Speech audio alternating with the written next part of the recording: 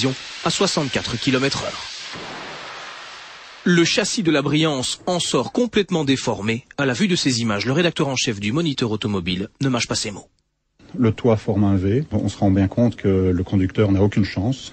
Regardez ses jambes et par rapport au tableau de bord, elles sont complètement écrasées.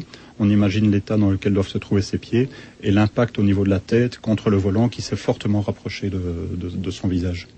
Deuxième phase du test, le choc latéral et au passage on remarque les ceintures trop courtes pour fixer correctement un siège bébé. Bilan, pas mieux, la Briance se voit créditée d'1,5 étoile sur 5. Ce sont de très mauvais résultats pour une voiture neuve. Je pense que ce sont des résultats d'une voiture européenne d'il y a 20 ou 30 ans.